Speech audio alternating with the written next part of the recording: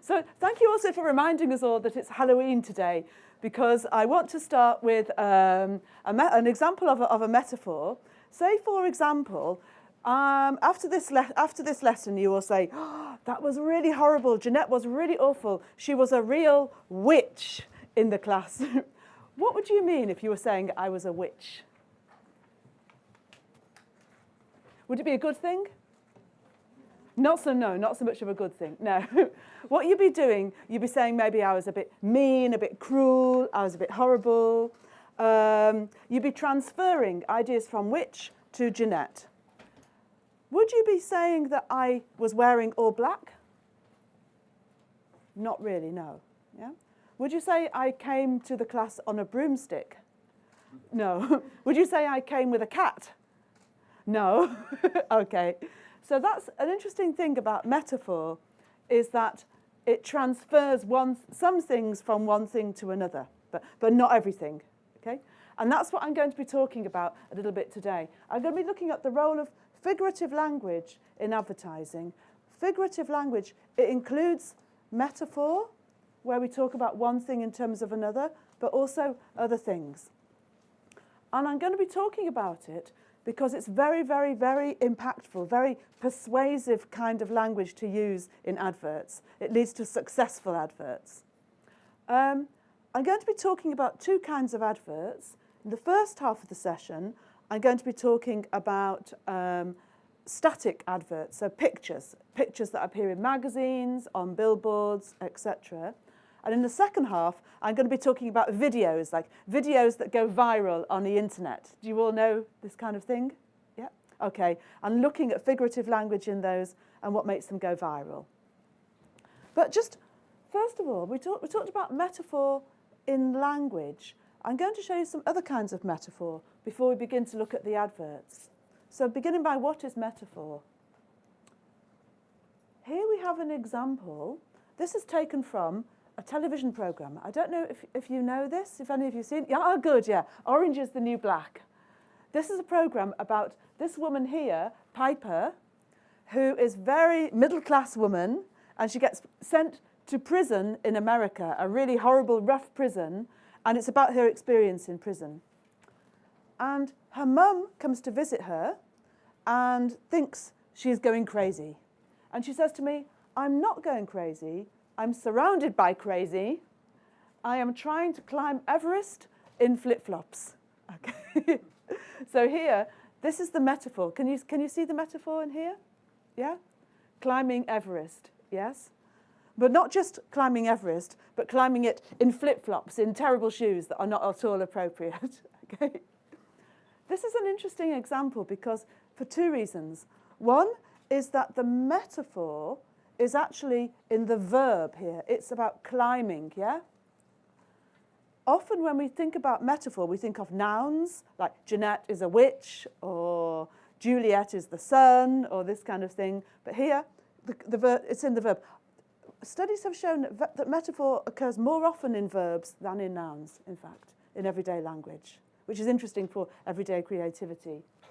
Also, the other interesting thing to observe about this is that it's massively exaggerated, isn't it? Nobody would ever climb Mount Everest in flip-flops. Well, maybe not yet, yeah?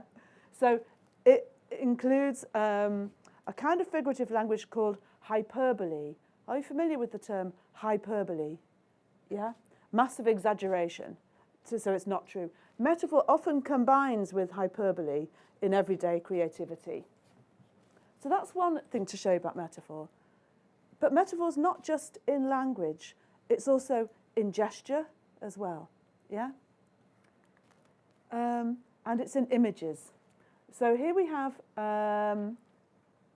this image, first of all, of the Brexit, yeah? This is Toblerone. Do you have Toblerone chocolate here? Yeah. And does anyone notice the difference between this one and this one? Yeah? Anyone see the difference between the two pictures? Look at the lumps. In the one below, they are a little bit further apart, yes? So you get less chocolate. Yeah. This is the new design of the Toblerone. Yeah. Why do you think that is like Brexit? Brexit, you know, the UK leaving the European Union and all the horrible things around it. Why do you think that that is a metaphor for Brexit?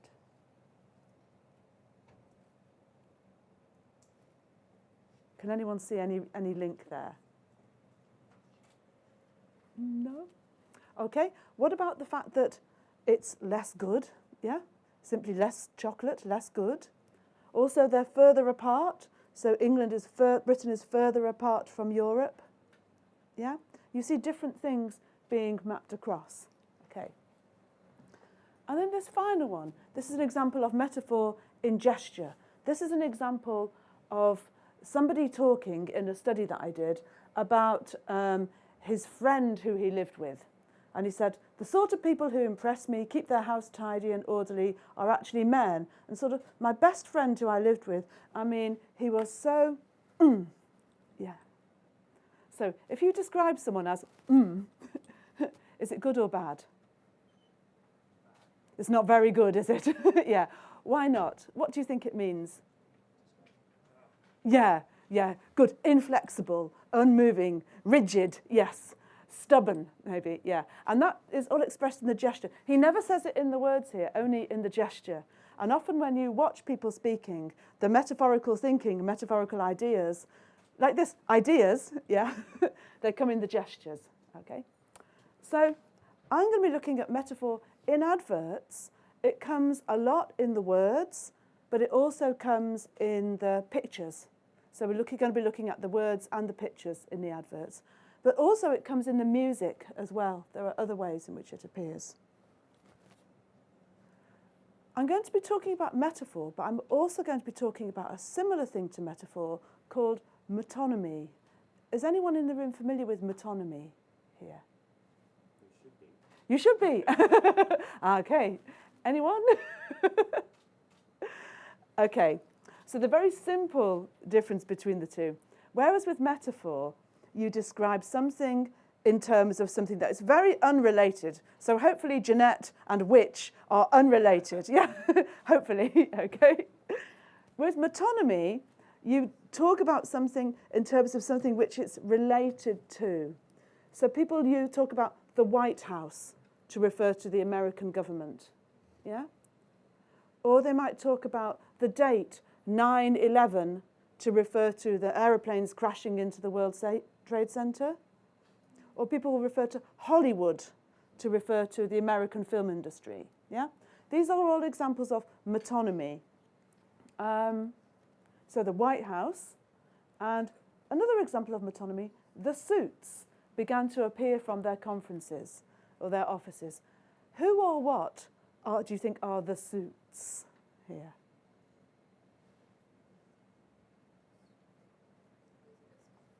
Yes? Yeah, I think so. I heard somebody say it, I think. Yes? Good, yeah. Businessmen, yes, yes. Would you like to be described as a suit? No. Okay, so it's businessmen, but it's kind of a negative evaluation of businessmen because they are the suits. They are all the same. They are unimaginative. Yeah, they're very conventional, not very creative, etc. Maybe a bit like this, yeah? Yeah, these are the suits, okay. So I'm going to talk about metaphor and metonymy. I'm going to talk about two projects that I've done as part of this big group here, a big research project, a European Union research project that was funded by the European Union. So maybe the last one, because Brexit will happen soon, so I think. And it took place in China, Spain, and the UK with other partners. And we were looking at the metaphor in advertising. Now, metaphor has been used a long time in advertising because it's so successful. And there was a very, very famous advert, a very old advert, which was the first one which really, really showed how metaphor was really, really powerful in this advert. And it's this campaign here by Esso, the petrol. Put a tiger in your tank. So why would you want to put a tiger in your petrol tank of your car? After they did this campaign, they had a tremendous success. What is it about a tiger, you think, that would be good? You're not literally putting a tiger in your tank. Any thoughts? Strong, energetic, good. It's got fire, yeah, power, yeah. Your car, we're going like this, and then it will go like a tiger, fast, good. So all those ideas of a tiger are mapped across, good. And there have been a lot of studies, a lot of research studies that have shown if you put metaphor in your advert, it increases brand recognition. So people are more likely to recognize your product and when they see it. Brand recall. So they're more likely to remember your brand and remember your product. And consumer preferences, they're more likely to then go and buy your product, which is the most important thing. So for people working in business, metaphor is very important. Why does it work? Any ideas on why metaphor is so successful in adverts? Any thoughts?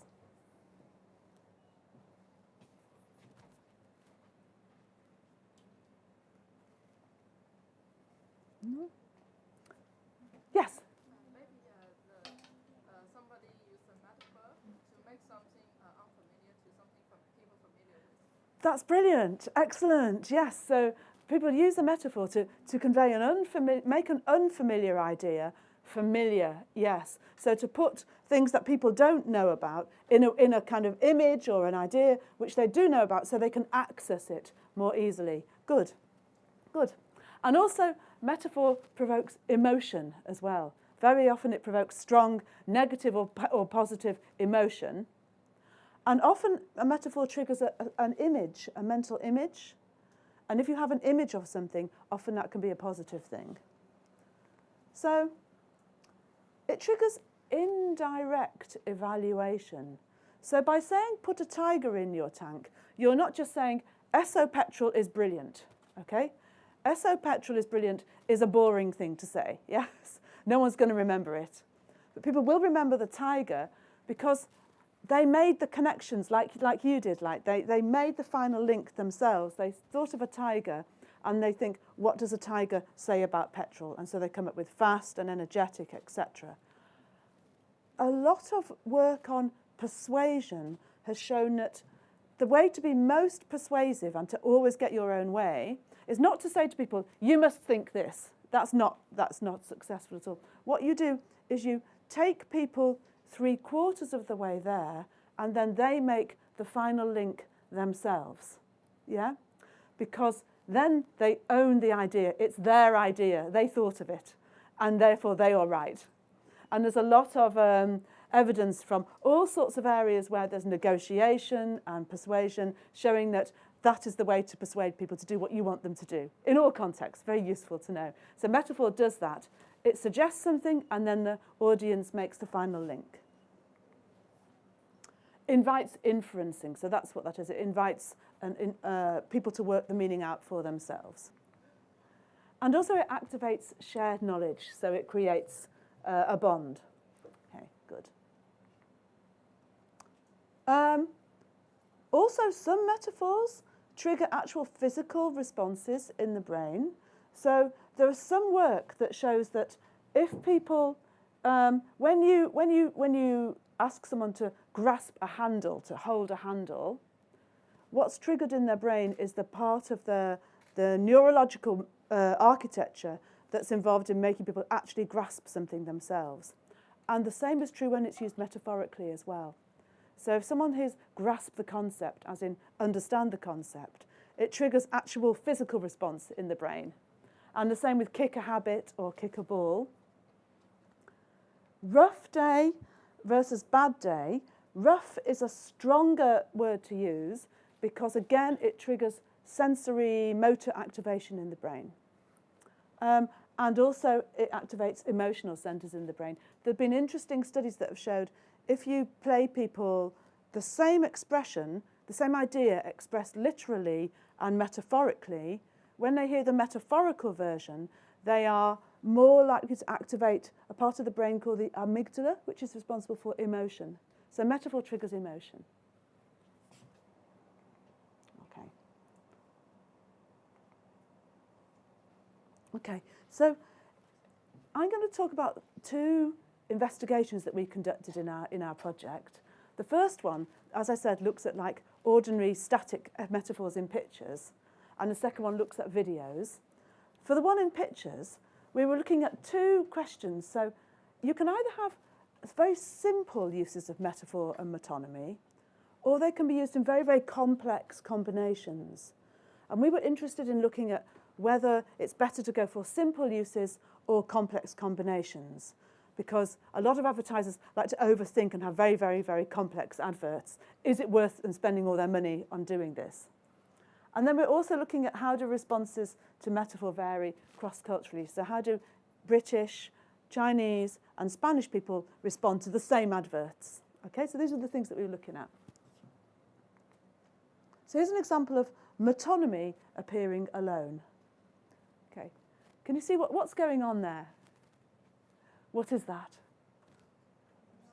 A nose, good, yes, it's a nose. So what's the nose saying about the bed? Super soft, yeah. So it shrunk so much that you just see the nose, yeah. So that's an example of the metonymy, yeah? You just see the nose and you assume that there is a whole person in the bed, not just a nose, which would be a horrible thing to come to your hotel room and just find a nose, yeah? So good, yeah. So that's a metonymy. Example of metaphor on its own is here. This is an advert for some hiking boots. So what is this saying? What's the comparison that's being made?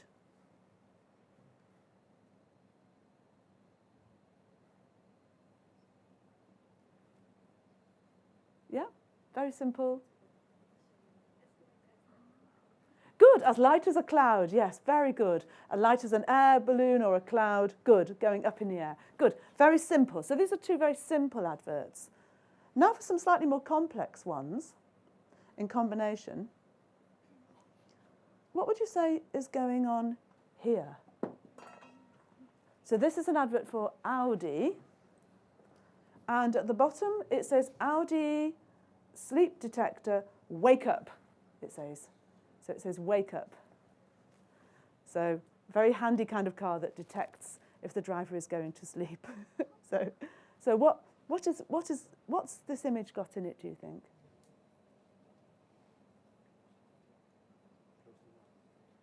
Closing eyes, good, yes. It's got the idea of closed eyes being a kind of metonymy for sleep. But also, it's not just closed eyes. Also, another way of looking at it is as, yeah, the lines in the road. Yeah? So it's the lines in the road. So you can see it as those two things. Yeah, so it's got the two comparisons there. Yeah, good.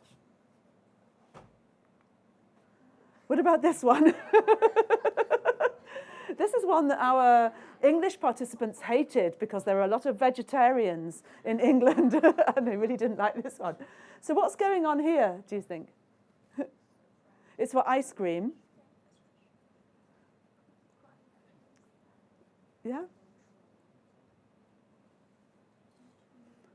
Yes, do you have a thought over here? Fresh milk, good, yeah. So it's so fresh, it's straight from the cow. Exactly, good, good. This is a good one. This is also for Audi cars, and it says attractive power.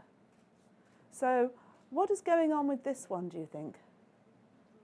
Yeah, good, good, yeah. So it's the speedometer, yeah?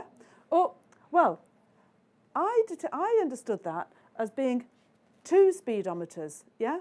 Because Audi goes twice as fast, yeah? But people who are more expert at cars explain that, in fact, it's not two speedometers. It's a speedometer and a rev counter. So it's the two things. Okay, okay. Yeah, never mind. Anything else going on in this advert?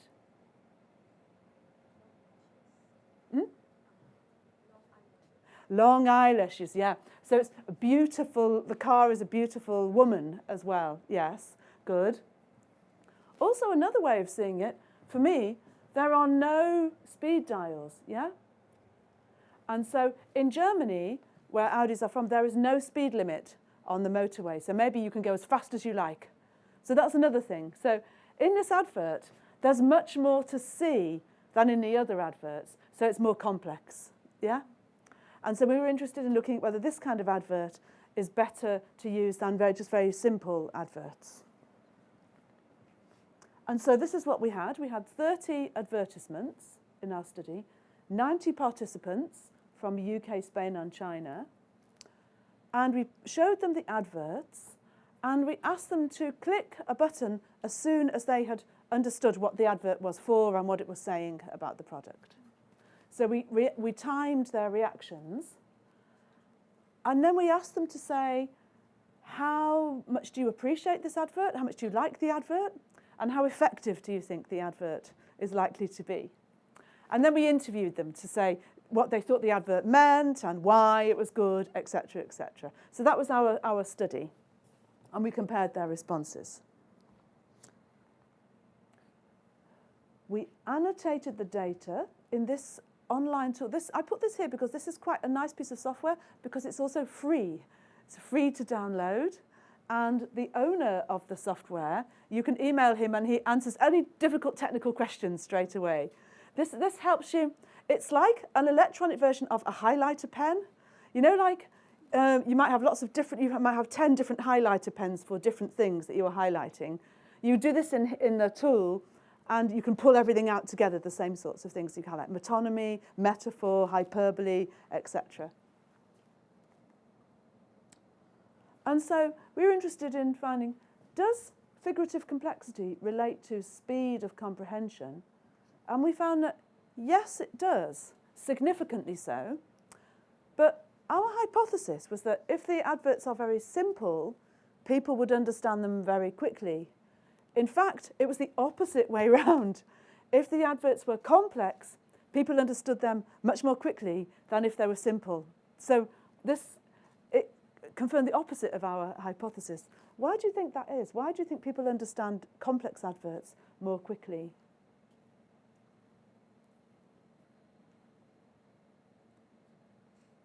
It's interesting, isn't it? We figured it might be because there's more than one possible interpretation.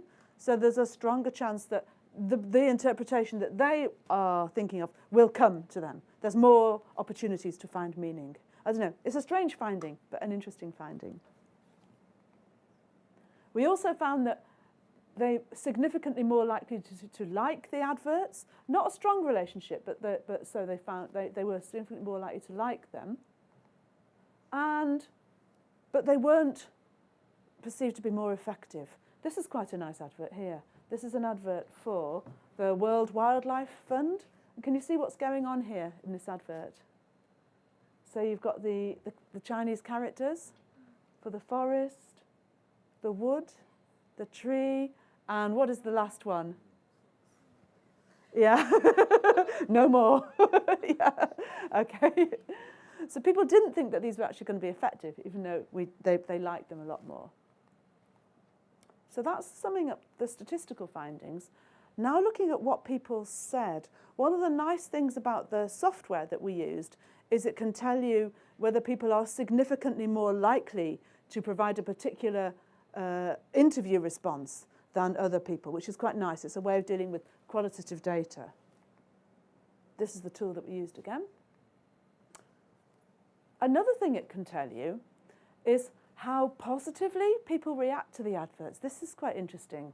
What it does is it takes all the words in all the responses that you've transcribed, that people said, all the things people said about the adverts, and it codes them as to whether they are kind of positive words or negative words or neutral words. So if somebody says nice, that gets a positive score. If someone says horrible, it gets a negative score. If someone says brown, that gets a neutral score, yeah? And we found that overall the Spanish people are much more positive about the adverts than the English, than the Chinese, which is quite interesting. Same adverts, yeah. But this also follows other research that shows there's a positivity bias in the languages in general, which is quite interesting. So Spanish language in general, when you look at how people speak in Spanish, there tends to be more positiveness. People tend to be exaggeratedly happy about things in Spain. Maybe it's the sun. I don't know. But here we are with the responses. So this is the Audi advert. Interestingly, the Chinese are significantly more likely to talk about unlimited possibilities. This P is less than 0.01. Are you familiar with these statistical things? Basically, if it's a really, really, really, really low p-value, that means that there's only a 1% chance of English and Spanish being the same. So very, very high chance of them being really different. And these were really different responses. So the Chinese were much more likely to talk about unlimited possibilities. English, very practical English, talking about saving fuel. We're really boring and practical in England. Yeah. And the Spanish more likely to talk about the Audis as being friendly cars. So quite big cross-cultural differences between the different responses. What about this advert here? What do you see in this advert? This is an advert for a beer, yeah? And it says, Boddington's, the cream of Manchester. What does that mean, do you think? What do you think that's saying? Boddington's, yeah? The best, good, yes. The cream of something is the best. Is it saying anything else, do you think? Yeah, the hair. This is, what is it saying about this hair, do you think? Does anybody here not remember, because none of you are old enough to remember, but know about Elvis Presley, 1950s hair, yeah? So this is 1950s hairstyle, this comb. Men in the 1950s would always be doing their hair like this. So this is actually quite an old beer, and it started in the 1950s. So it's saying like it's a traditional old beer. Also, in Britain, we quite like our beer to have a creamy texture as well. This may sound strange to people in Hong Kong and China and Japan, but we like creaminess in our beer, which is different from here. And so, yeah, English people are more likely to say that beer is creamy. Chinese more likely to report it's for young men, whereas English and Spanish more likely to report that it's for old men. It's quite interesting because of the connotations. This is an interesting advert. This advert is now actually illegal because it implies that this is a healthy drink, and it's not a healthy drink. Okay, so 7-Up is not a healthy drink. Interestingly, English participants more likely to say it's healthy. So they're more likely to be a bit stupid and tricked by the advert. Whereas Spanish more likely to describe it as sweet, maybe because they have the sweet oranges. And this is an interesting one. This is an advert for Nivea night cream. And it has like the two, you know, when you just open the jar, that lovely satisfying feeling of the very first time you put your fingers in, okay? Very interesting differences here. Chinese participants significantly more likely to say that it's a power socket. Yeah? Because in China, this is what the power socket looks like. Yeah? And then they went on to say that it gives you more energy, electricity, keeps you young. Yeah? We didn't predict that at all. And to comment on the night blue as well, that's also they're likely to comment on. And then this is the last one. Again, this is Audi. There's a marriage and love. Yeah. And can you see a difference between the rings as well in the second one? There's 4 of them, but they're also properly linked. Yeah. In the marriage, they're just on top of each other. Okay. And here, English and Spanish more likely to notice that they're not linked. So that owning an Audi is twice as good as being married. Chinese more likely to say that love for the car is an emotional or powerful relationship. So differences between the cultures. Yeah.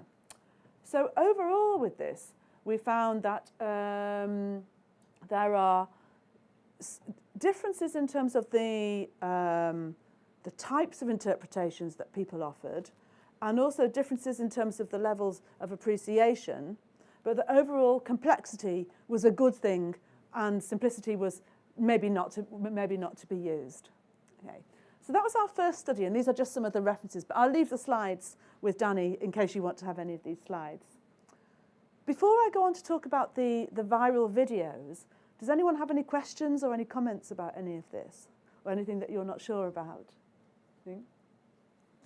This is about internet videos. So we've looked at metaphor in static adverts, and now it's much more complex to look at it in videos, but also much more interesting as well, because it interacts with lots of different things. And I want to first begin by just playing an example of one of these videos that went viral, okay? So we're interested in looking at, does the presence of metaphor, metonymy, other types of figurative language relate to whether a video goes viral? Because it's already been shown to contribute to metaphor popularity. Okay, so I'm going to play him. This is an example of one that went viral. Do you know this advert? Okay. This is an advert for the ladies in the room. Sorry, men. Hello, ladies. Look at your man. Now back to me. Now back at your man. Now back to me. Sadly, he isn't me. But if he stopped using lady-scented body wash and switched to Old Spice, he could smell like he's me. Okay. Yeah. So it's a nice advert. so, yeah. Why do you think this advert was so popular? What do you think it is about that? I mean, it's the man, okay? Apart from the man, okay? What's memorable about it? What kind of features does it have? It's very fresh. Good. Is that what you said? What did you say? It's fresh? The repetition. Good. Excellent. Yeah, because you've got the repetition of the same idea, but it keeps moving from one thing to another, to another, to another, and it's quite unpredictable, isn't it? You get the idea that he's going to be changing, like, here he is, he's in the shower, now he's on a boat, now he's got this oyster, and now it opens and it's these tickets, and the tickets are diamonds, and now he's on a horse. So it's got this contrast all the way through. And I think that what happens with this one is that it's the contrast between the different things. And this is one of the things that we looked at, whether just like this general contrast leads to popularity. Let's see. So this is an advert that was really, really popular. And there's an interesting expression that people have used, like a digitalized sneeze that releases millions of tiny particles that can infect others who come into contact with them. This is how people sometimes describe these viral adverts. They get everywhere all around the world. It's interesting because it's kind of a negative thing to say a positive thing about the adverts. Okay. So they go viral because they're giving the right message to the right people in the right environment. So if it's somebody famous, that often contributes, yeah? Often the adverts that appear at the Super Bowl in America will often go instantly viral because they've been put in the right place. But also, if you've got a message that's memorable and interesting, that also makes them likely to go viral. So in our study, we couldn't really do anything about whether there's famous people or not. Okay? We weren't looking at the environment, but we were looking at the message, the content of the message. And then we've seen this already from the previous slide. So this is an example of a simple A is B metaphor. Something is like something else. This is not in a viral advert. This is just in a picture. Killing a tree is murder too. And can you see the tree looks a bit like a person? Okay. So it's like a kind of person but without a head, if you can see it. Okay. So this is an example of what's called like a resemblance metaphor. Something looks like something else. So there are different kinds of metaphors. In advertising, this is one. This is the use of a resemblance metaphor in advertising. Here, the watermelon, it's a basketball. When you cut it in half, it looks like a watermelon. Okay? So that's an example of a basic resemblance metaphor. Other types of metaphor, correlational metaphor. Correlational metaphor is a different kind of thing from a resemblance metaphor. This is something where kind of like an abstract thing is described in concrete terms.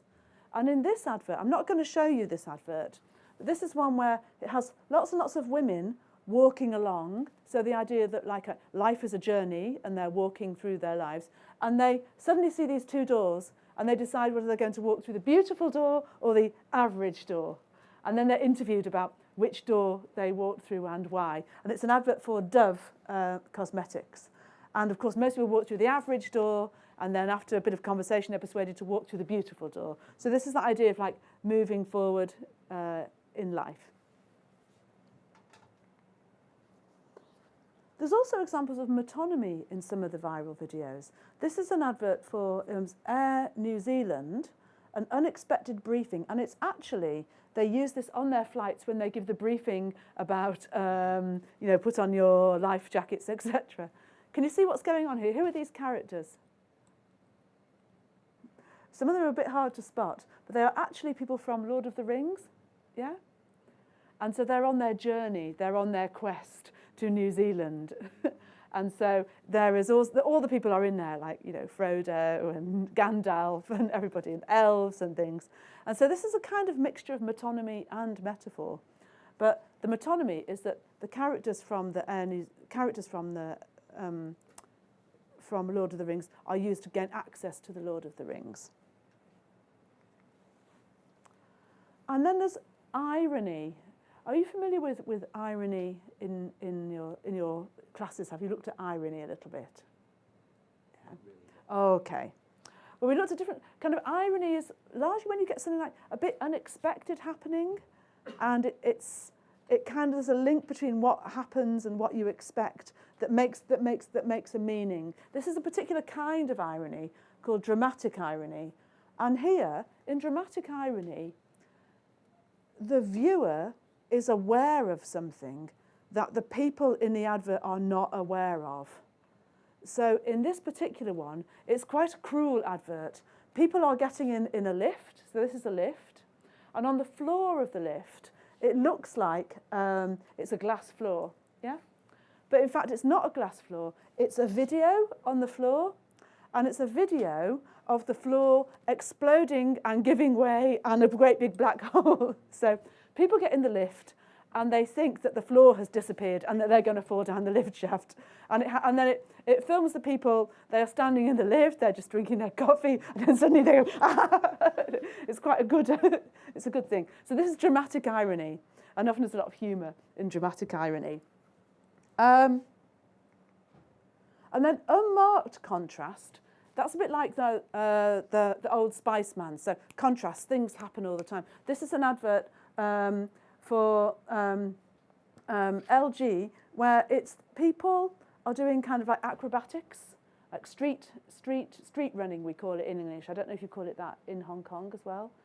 Kind of acrobatics, but just making use of street benches and things, yeah. And 1 minute they're on the ground, then they're on the top of a skyscraper, then they're in the underground, then they're in the countryside, then they're in a town. So it's got this unmarked contrast. And hyperbole. We're interested also in looking at hyperbole. And I've got an example of this one with hyperbole to show you. And there's your beautiful baby. Any day now. Really? You're eating Doritos? He's eating Doritos at my ultrasound.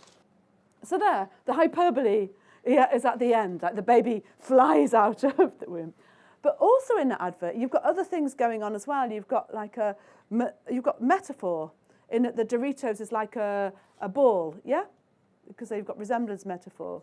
You've also got metonymy, where she just says, I know.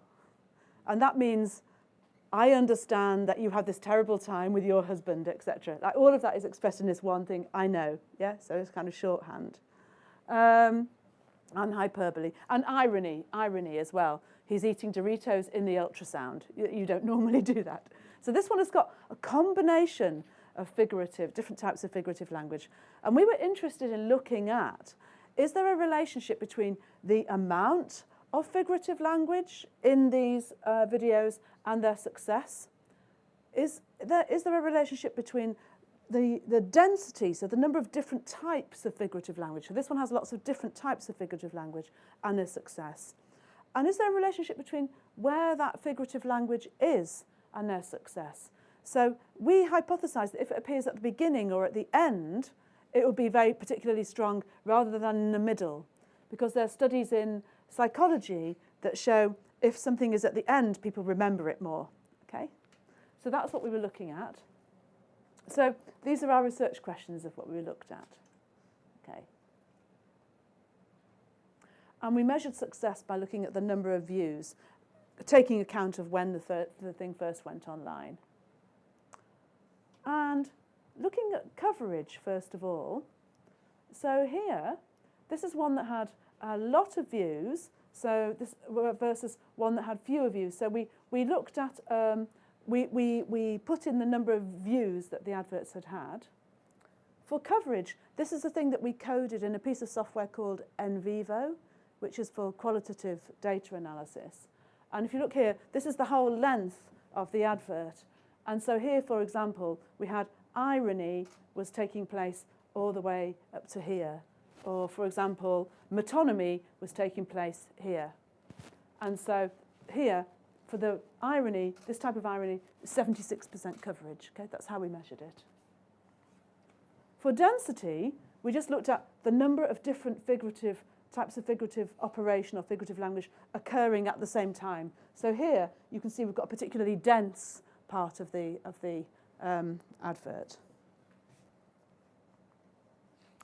For positioning, we divided the adverts into 4 quarters and looked at how many instances of kind of figurative language were in each quarter. So here we counted 1, 2, 3, 4, up to 12. Here 14, 11, and 8. So these are examples of different adverts. And then we looked at whether there was a relationship between the position and the advert's success. And so we split the scenes into narrative units. And then this is an example of what the coding software looks like. If anyone wants to use this in projects later on, it looks complicated, but it's actually a very, very easy thing to use. And all our data, if anyone's interested, is available here. So is there a relationship between the number of views as a proxy for popularity and the coverage? Well, these are the numbers of types of figurative language used. So you need to notice that metonymy is used a lot, then correlational metaphor, then resemblance metaphor, different types of irony, hyperbole and understatement. A lot of hyperbole was used. We found that, in fact, disappointingly, metonymy and metaphor, there was no relationship between those and popularity. We thought there would be a relationship, but there wasn't. Dramatic irony, massive relationship. So that's things like, you know, the disappearing floor in the lift and thing. Videos that had that were much, much more likely to go viral than ones that didn't. And then also ones with hyperbole were strongly, almost significantly likely to go more viral. So the key findings were hyperbole and dramatic irony appeared to relate to success. Is the number of views related to figurative density? Okay, this is the number of views per day, and this is the density. The relationship doesn't look that clear, it doesn't look that linear, but in fact, it was a significant relationship. So the more amounts of different types of figurative language, the more likely it was to go viral. So this links to the first study in that people like complexity. People like to see a lot of different figurative language in their adverts. And the modes of representation. So we looked at figurative operations appearing just in images, just in words, and just in the music, or in various combinations. And we found that combinations of images and words was the strongest thing, with dramatic irony being the strongest there. And finally, positioning. So this is the mean coverage of positioning. So generally, it tended to occur in the third segment of the advert, but it was most successful when it occurred at the beginning. not at the end. We thought it would be best for it to appear at the end, like in the Doritos advert. But in fact, it seems to be better when it appears at the beginning. Maybe it sets people up for expectations of figurative positioning. So to sum up, the number of views is related to how things are said. Yes. And our conclusions are that irony creates a kind of surprise effect. Exaggeration enhances this feeling, and image reinforces the surprising message. So that's our kind of summing up of why these videos are particularly successful. Okay.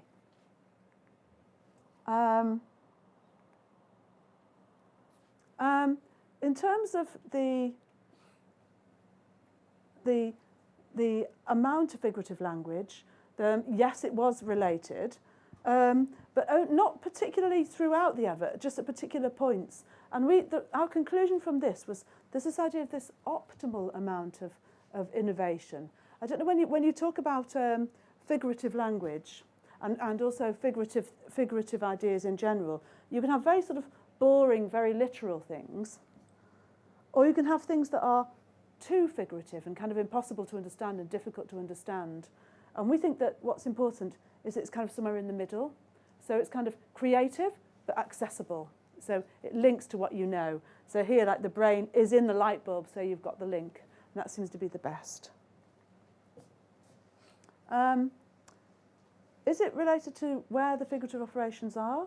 Maybe. And then this is this effect that I was talking about. So this has been well attested in psychology, that things are more effective if they're at the end and at the beginning than in the middle. But we found it was at the beginning where they're most effective. Okay. So that's the second part of the study. I've got one more thing to show you, which you might want to look at before we sort of sum up in general. But does anyone have any questions about that second study before I show you one final video? Yes? People usually click on video not knowing that the advertisement contain any metaphor or things or not. I don't think. How do the number of views reflect that there is a relation of the metaphor? That's a really good question. What we were assuming that was behind this, at least in our context, the way these spread is that people recommend them to each other. People like something and they tick like, or they send it to their friends, or they tell their friends to watch it, and therefore it becomes more popular. And so we figured that was what leads to popularity. And then we were looking at kind of like behind that, is it the figurative operations that are leading people to do that? We also get that it's not going to be the only thing, and there's going to be lots of other stuff going on as well. And that figurative operations are never going to be like the only contributor. But insofar as people do use them, this is the relationship that we found. But yeah, that's a really good question.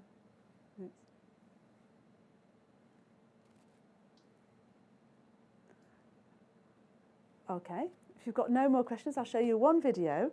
This video is taken from, I don't know if you're familiar with the program that was on a while ago called Mad Men, which was about advertising agency on Madison Avenue in New York.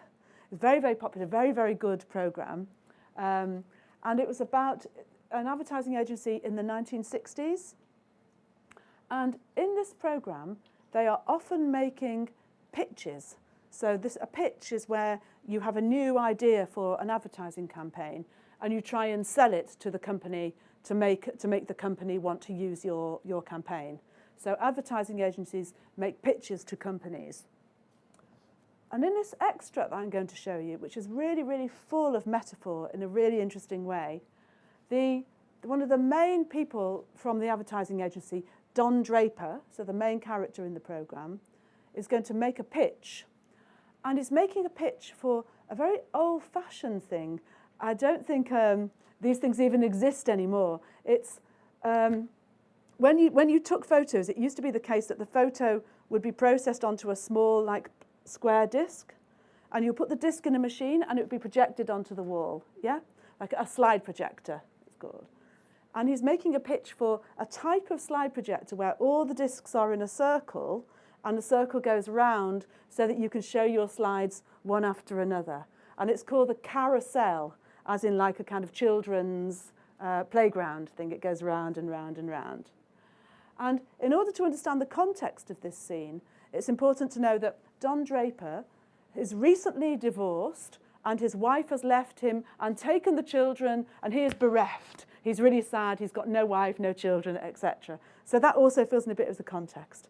And I just want you to watch the scene, listen to the language a bit, and listen out for his use of metaphor, because he uses metaphor really, really, really persuasively. In fact, in the programme, he is known for his persuasive use of language, and a lot of it is due to his metaphor. Okay, so have a listen, and then we'll look at what he says afterwards. So,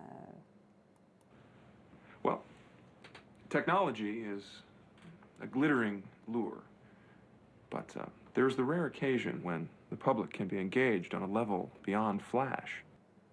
okay, it's quite powerful, isn't it? Yeah, very sad. Yeah, the man runs out of the room with the tears. Yeah. But it's a really good example of how he used metaphor to literally move us. Yeah? Can you see examples in here of the kinds of metaphors that he is using? So he starts, he talks off. The good bit is towards the end, but at the beginning he talks about technology is a glittering allure. So something that attracts us is shiny, yeah? But there's the rare occasion when the public can be engaged on a level beyond flash. So this is kind of like very idiosyncratic language. That's not, you wouldn't write that in an essay. But beyond flash is the immediate impression. Beyond that, a bit deeper. If they have a sentimental bond with the product, a sentimental, strong relationship with the product. So it goes back to my first job. I was in-house at a fur company with this old pro copywriter. So this is an old person he used to work with. He's a Greek man named Teddy. Teddy told me the most important idea in advertising is new, okay? Creates an itch. This is interesting. And then you simply put your product in there.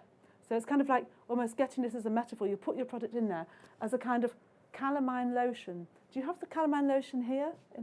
Calamine lotion is something we have in the UK and America, especially as children. It's a horrible pink cream, and you put it on itchy parts of your body, and it's very cold. It's disgusting because it's really thick and nasty, but it stops itching. So the product is like a calamine lotion. So there it becomes like got metaphor all the way through. But he also talked about a deeper bond with the product. So deeper bond, as well, you've got metaphor. Nostalgia. So nostalgia, thinking back to the past. So this is what he's coming now back to the past. It's delicate but potent. So delicate but strong. Teddy told me that in Greek, nostalgia literally means the pain from an old wound. And so now he's building up this idea of pain and looking back and wounds. All these metaphors are working together to create a single scene. It's a twinge, so it's a kind of a slight feeling of not pain, but almost pain in your heart. Far more powerful than memory alone. So he's bringing in emotion here. And this is the thing about metaphor, bringing in emotion. This device isn't a spaceship, it's a time machine. Yeah, so it's really powerful. This carousel thing takes you back and forward in time. And this is where he introduces the main metaphor, the big metaphor. It goes backwards and forwards. And if the neurological research into metaphor is to be believed, as we read that, in our minds we are experiencing a feeling of going backwards and forwards as we read it. So it's kind of got a physical effect. It takes us to a place where we ache to go again. It's not called the wheel, it's called the carousel. And that's where he introduces the carousel. It lets us travel the way a child travels, around and around. That's not even really true. Children don't necessarily well, they do on the roundabout, but not in general. And back home again to a place we know we are loved. So he's almost like taken us on a journey. He's put us on the carousel, and we've experienced the carousel in a kind of very embodied way. So in other words, we've kind of experienced this metaphor, which is why it's so strong and why it's so powerful and why we start to cry when we hear it. This is a really good example of metaphor being persuasive in advertising. And if you want to see any more examples of the persuasive use of creative metaphor in advertising, on YouTube you can watch lots of Don Draper's pitches. This is his style, and he does this, and it's quite good for looking at persuasive metaphor. Okay, we'll end the session, but if any questions, any thoughts, any ideas, more than welcome. Thank you. Thanks.